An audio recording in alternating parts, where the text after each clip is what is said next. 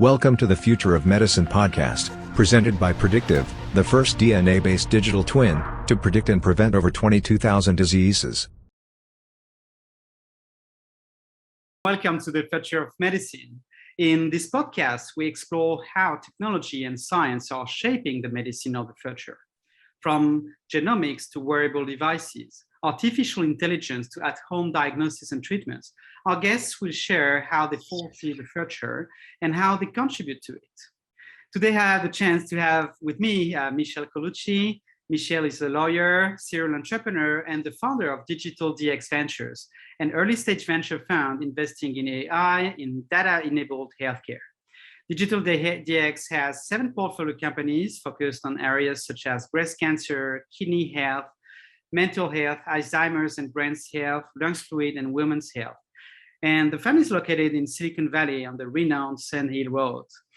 I invited Michele today to talk about what she's looking at when sourcing tech companies and how she envisions the future of medicine. So Michele, welcome to the Future of Medicine. Can you tell us more about your background and how you turned from a lawyer to an entrepreneur and an investor? Absolutely. Well, I think I've always been a serial entrepreneur since the day I started, from the day I came out. There's lots of entrepreneurial things I like to do. My children have always been the same. But the legal education, I think, is really helpful because no matter what you do in life, right, especially as a woman, it enables you to be able to negotiate, to understand what you're doing and why, and so forth. So I actually have been a serial entrepreneur. I've been in many different verticals. I've been in media and entertainment. I've been in retail, and I've been in legal and technology. And now I'm med technology, which is actually very similar to legal technology. So I would consider myself more like a cross-vertical expert, more focused on the business and how to grow businesses and how to identify partnerships and how to really drive the bottom line. I think that's probably how I transitioned. Actually, an interesting story. One of my investors in a previous company of mine, who was the most successful investor in this area, I had sent him some companies, and one of which was one of his most successful companies. And he said, you really understand this. I think you should be investing in this area, and I'll help and I'll back you, start you out. I'm going to be retiring at some point. But so that's really what he did. He was the first investor in Natera, in GeneWeave, and Assurex, and I said I'm one of those companies. And so I looked around, and I had 2 friends that passed away from late diagnostics.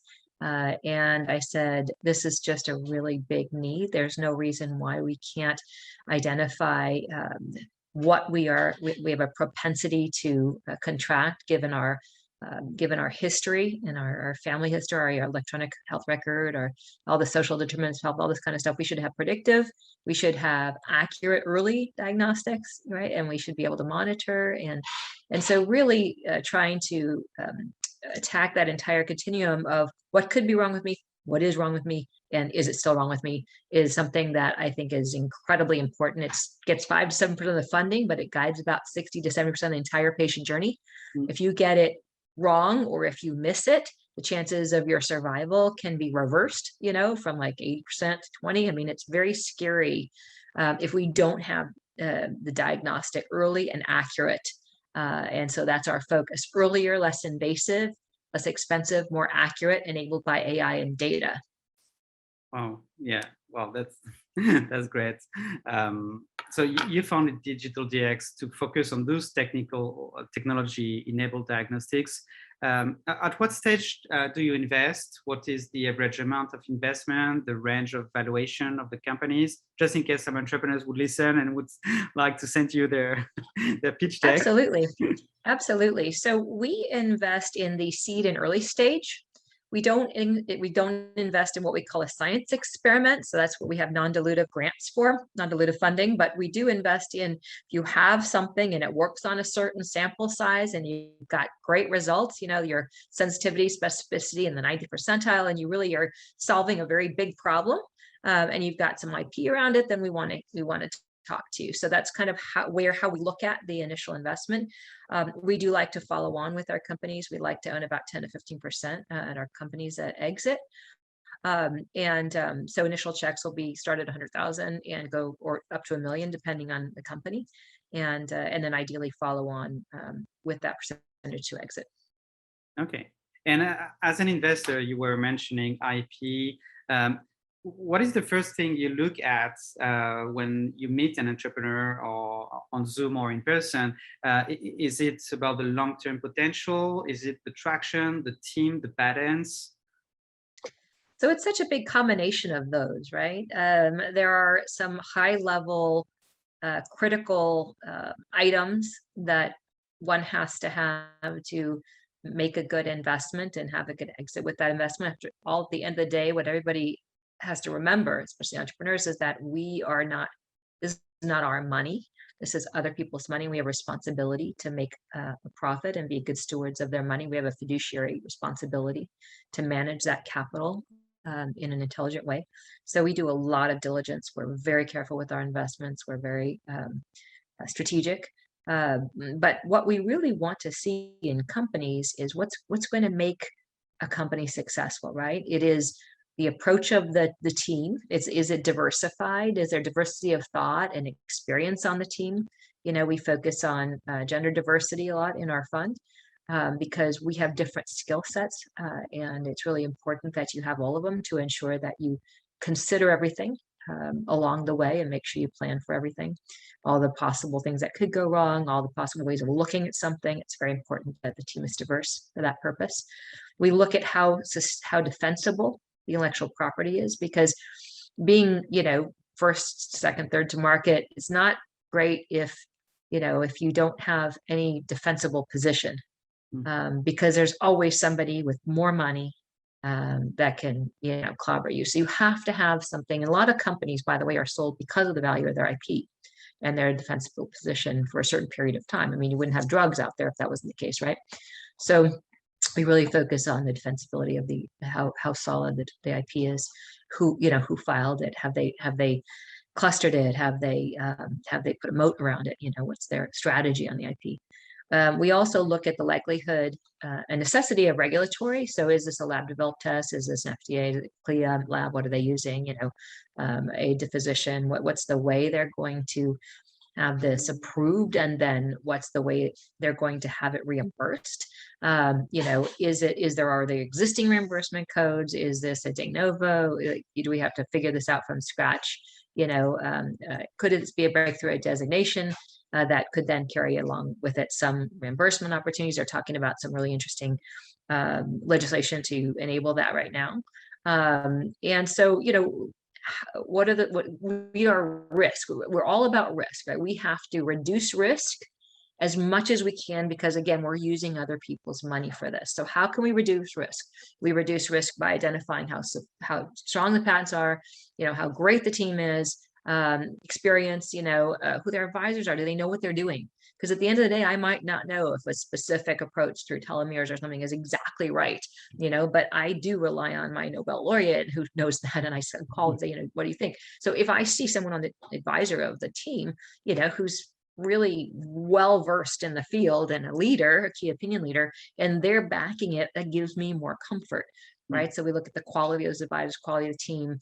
And then I have to look at, what's the risk that this won't be reimbursed? What's the risk that this won't pass regulatory? So we focus on like the non-invasive methodologies, because then you're really just validating the sensitivity, specificity. You're not identifying whether it hurts a person when it goes in their body, because it's non-invasive. It's like, in your urine and your saliva and your spit, your breath, all those kinds of things are outside scans. So focusing on those areas that we do, which is earlier, less invasive, more accurate diagnostics enabled by AI and data, those are the ways that we take. That's why we came with our investment philosophy. We reduce our risk based on those tenets. Okay. And amongst all the entrepreneurs and I guess also healthcare professionals and experts, advisors, how do you see technology changing medicine today already? I mean, yesterday and today, along the years, how all that is changing? How do you see it changing? And what's the reaction of clinicians, hospitals? Do they go fast enough, or are they open to it? Are they risk averse? Or what's your feeling on that? Well, I think there's a couple things that you have to take into account. One of our tenets is more accurate diagnostics, right? So if a physician is faced with a diagnostic that has a 60% sensitivity, specificity in the 60th versus in the 90th, then the chances that they will change their behavior are pretty good, especially if it's a non-invasive versus an invasive methodology. So the idea is to really try and figure out what's going to change the behavior of the physician in order to figure out if it's going to have adoption or not. And that's why we add that, the level of accuracy we want to see, so it gives physicians confidence that they can use this test and and feel comfortable that they're doing the best for their patient. Obviously, if it's in the guidelines, even better. But if you talk about the other question, which is how we see it changing, my partner used to say, which is funny because I remember this when we were growing up, you used to take a stick and put in your mouth with a light and look at your throat and, diagnose. It's like, okay, they had not enough data. Now they have too much data. And the reality is with data comes liability. So in order to, what we focus on is helping a doctor make a better decision with that data, because at the end of the day, they need to know how to use it. They're not technologists. They're not, in this area. So we really have to find the companies that are groundbreaking that will help a doctor with confidence say, this is exactly what's wrong, or this is where you are in the stage of this illness. This is the exactly the type of drug that will work for you as opposed to someone else. So this personalized medicine. So technology is changing medicine in so many ways. I mean, it's changing it, it's basically, we look at it today as the intersection of biology, chemistry, and technology. And that's how we see the changes that are being implemented. And when you look at technology, it could be in gathering data, like in the sensor-based world, right? Wearables, that kind of data monitoring. It could be in the algorithms that you're using, random forest AI calculations to amplify signals. It could be, in using, let's say, chemistry to replace a biological process or something. There's many different ways technology can be applied, adding different data sets, whether you're talking about your zip code where you live, or your electronic health record, or all these different kinds of things, your body mass index, all these kinds of things that the confluence of which can help really personalize the diagnosis and the targeted treatment, are other ways that technology, through these different data sets and the overlays of different data sets, and can really clarify the right answer, right, the decision and the path forward. Yeah, and you were talking about all that massive amount of data that clinicians have access to today. And we were talking about wearables, and you could imagine you could get diagnosed at some point just from your home, from the comfort of your home. And last year, because of the COVID-19 pandemic, a lot of people had to use for the very first time telemedicine. And when I say people, it's patients, but also physicians. Have you seen within your companies, your portfolio companies, or when discussing around, that there was really an impact of COVID-19 on the way people turn to technology? Yes, I mean, our focus is on non-invasive. So of course it helped all of our companies, because that's part of our philosophy, is people don't want to have, be poked with needles time and time again. They hate needles. I hate needles. Everyone does. My sons do. So, we want to find a less invasive methodology, and those also happen to scale during COVID.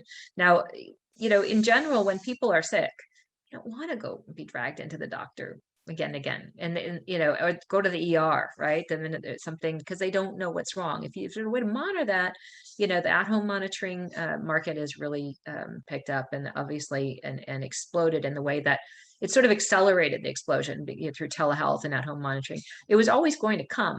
It was just a question of how long it was going to take, and that kind of accelerated the realization of how important this is, and frankly, the humanity. Because the problem with it before was it wasn't getting reimbursed. So people weren't developing or innovating for that opportunity because they wouldn't get paid for it. So now that there are CPT codes that reimburse you, about 70–80% of diagnostics are reimbursed through Medicare. So now that there are codes that reimburse you to have a telemedicine visit or do an at-home test, that has changed the landscape considerably, and it's created a lot more innovation. And we're seeing just some really incredibly interesting companies in this space that are making use of the fact that they can use technology to really deliver novel ways of diagnosing illness and monitoring progress. That's very exciting. And yeah, there are so many entrepreneurs. And on the other side, on the hospitals and clinicians side in general, what do you think their biggest challenges are today? Changes or challenges? Sorry, challenges. Challenges, yeah. I mean, in terms of technology, not in terms of disease. Yeah. Yeah, right, of course. Well, I think their biggest challenges are getting comfortable, first of all, with AI and machine learning. And that can be done in a number of ways. Sometimes people don't necessarily trust an algorithm, but I think if you have adequate data, you can get past that. The other biggest challenge is just the barriers to entry of the, they've been doing it one way for a long time. So to change their behavior is a big thing. So if you can find ways to incrementally move them in that direction, it's better. Or if you can understand what their current, flow is right now and try and fit into that flow, that's a smarter way to do it. Because I think their challenge is bringing in another system that half the people don't learn and that they spend so much money for and that never gets used. I talked to one of the big healthcare systems and she said, Michele, I would rather buy an inferior system that everybody uses than a superior one that I can't get all my doctors to use. So there's a realistic component that goes with it. And I think when companies do scale, they can't underestimate the importance of the key opinion leaders as a marketing tool, right? They really have to understand that they need someone who speaks the same language to explain why they should adopt this new technology, what it means for their patients. Because at the end of the day, doctors are trying to serve their patients. They're trying to serve the patients and also make sure they get paid for what they're doing. And if you can help them with those two things, I think and you can have actually some people who are leading in that area say, yeah, this really works. Then you're in a better position to influence and impact the behavior and the acceptance of what you're asking them to do. So that's probably what I would say their biggest challenge is, really fitting whatever the new technologies are into the patient flow and the user interface and recognizing the value it brings to their patients. So this is for today. Let's move into the future. How do you envision the future of medicine, the future of healthcare in 5, 10, 20 years? Because we talked about diagnosis, at-home diagnosis solutions that are coming up now. How will it be in 10, 20 years? Will we still go to hospitals? Will there still be hospitals? I think you're never going to replace the patient-doctor relationship because it's so critically important. Having information written down or read to you isn't half as impactful as having a conversation with someone who you trust, telling you what it is and why it is, and being able to kick the tires and ask questions. It's the same thing with lawyers, right? Lawyers, some of the work can be replicated with technology, but the real thinking, the real innovating, and the real conversation, and it cannot yet. So, right, I see in the future, I do see that we have so much information data that we will probably get, a call from our doctor's office saying, you need to come in right now. Or an ambulance come to your door and knock on it and say, you need to come with me right now. Because I think that all the data that we are giving off through our iPhones or other wearables or other kinds of signaling we're using, Amazon, whatever it is, we'll be able to predict what is going on with us before we have symptoms, which is very exciting to be able to know that, because oftentimes when you have the symptoms, it's too late, or it has a much bigger impact than if you can get it, early enough. So I think we'll have earlier diagnostics and proactive. And then I think we will still have the hospitals and still have the in doctor's visits, but I think hospitals will be much less prevalent because we'll be able to do so much in the home. And to be honest, people, there's all sorts of things that are not always great that come out of staying in a hospital, whether it's, catching something or not being around your family, or, with COVID, it's been really hard. You've had these people go in the hospital. In some cases, they can't bring their husband or their mother or their child with them. And so that's really horrible. And it also impacts their ability to understand what's going on and to recover. So if we can do more in the home on the diagnostic front and really prevent a lot of the ER visits, so the ERs are not clogged, because they shouldn't be. There's so many people in the ER that don't need to be in the ER. But then sometimes the people that should be in the ER are not. So really to triage, I think technology is going to be a phenomenal opportunity for us to triage the severity of illness and the onset of illness proactively, and direct people in the right place, in the right location, the right time, and improve the outcomes in a very significant and profound way. That's where I see us going. Oh, that sounds super exciting. Well, Michele, thank you so much for joining us today and sharing your thoughts and expertise with us. Best of luck for DigitalDx and your portfolio companies. And thanks everyone for joining this podcast on the future of medicine, and see you next week. Thank you, and good health. This was the Future of Medicine podcast, presented by Predictiv, the first DNA-based digital twin to predict and prevent over 22,000 diseases.